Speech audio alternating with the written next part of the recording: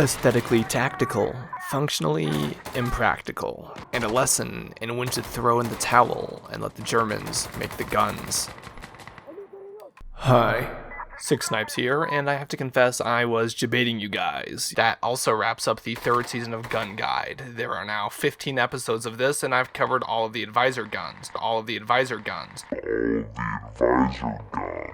You really thought I didn't know there was one last advisor armament left on the list to cover and just wouldn't? I'm the Gun Guide guy, come on, I'm an expert. Kinda. I was just morbidly curious to see how people would react after hearing my most requested gun guide gets intentionally shafted. Doesn't the advisor have the L85A2? Did you do a video covering L85? I'd love to hear that. You forgot about the British L85A2.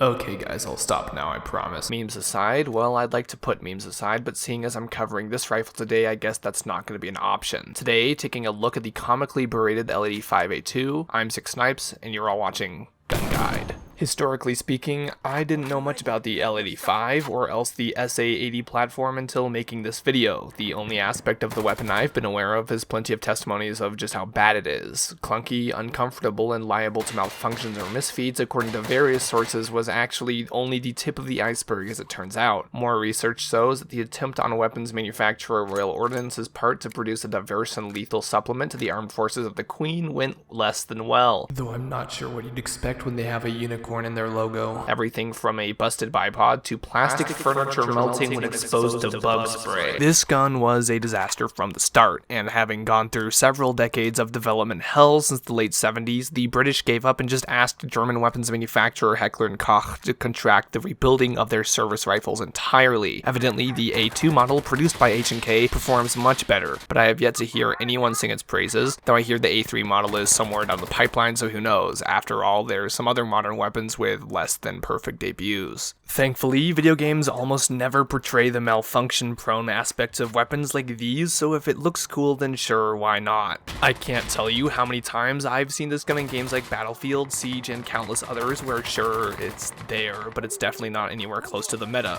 Usually being too decent to buff, but nowhere near too good to nerf. Having the exact same mindset of, okay, this is gonna be a fat meh here too, I picked this up and dropped some casual domination, and I see why you guys like this gun so much. I'm gonna stop beating around the bush, guys. If you haven't used this weapon in Insurgency Sandstorm, you absolutely need to. The L85 marks 3 for 3, where I've picked up an off-green bullpup rifle and fragged out way more than one should ever expect to. Multiple pop-offs, insane KDs, textbook defensive maneuvers, and several instances of most kills later. I can't exactly articulate why, but this gun is crazy, and looking at the stats, it has no reason to be. Much like in real life, this gun tries to be for the UK what the M4A1 is for the US. Identical magazines and a recoil value only differing by a singular vertical value of -1. This feels widely the same as firing an M4, just with roughly 90 rounds per minute less. That may seem like a big deal, however the bullpup design and barrel, way longer because it starts somewhere back here, means that the velocity and penetration are higher per shot. At first glance, it may seem like a marginal difference, however in practice this leads me to believe you're hitting a lot harder.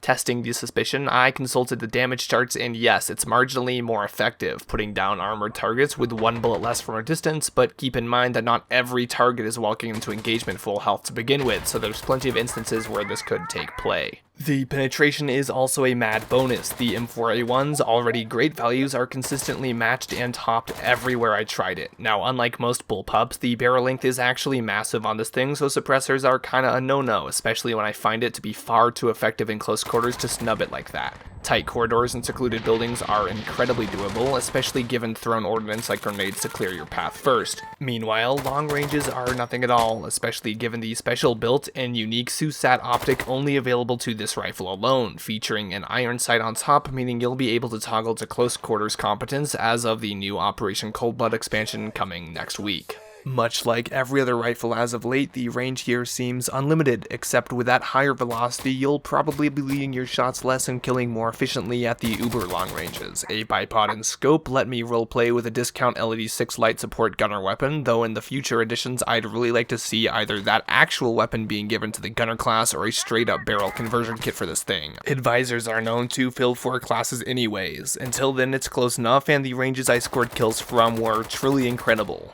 It's entirely worth noting that I performed incredibly well with this gun just about every time I picked it up, operable in any scenario I tested it in, with a refreshingly usable capacity and an ammo economy running plentiful due to the fact that it'll take any magazine in M4 will, that being the most commonly used magazine type in the game. In terms of attachments, you won't need recoil management. This is unironically the best I've seen all season. The smoothest 5.56 action with crisp damage and penetration means it's highly effective without your compensators and recoil grips. Reload, as always, is my way to go. I didn't find any other aspect here lacking aside from a magazine swap on the slower side.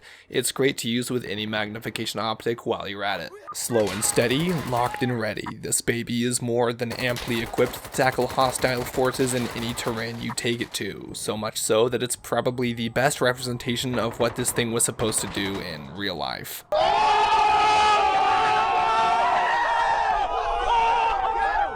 That's just about everything I have to say about the L85A2. This season of Gun Guide sort of started out with some more than disappointing weapons and sort of ramped up in firearm quality to this. Right up there with the Tavor 7 and Alpha AK, I'm gonna say this one's a gun I really do need to consider using more often. It really does strike me as a sleeper meta. Seriously, you need to go try this thing out. This being the actual final episode of Season 3, I hope you guys have enjoyed your little bonus round today, and I'll be back later this week with some content talking about Operation Cold Blood in general, and what I think we can expect from another free content update being released so dang soon. Until then, you know, I'm Six Snipes, this is the fantastic L85A2, and you've been watching Gun Guide. I'll see you out there in Sandstorm.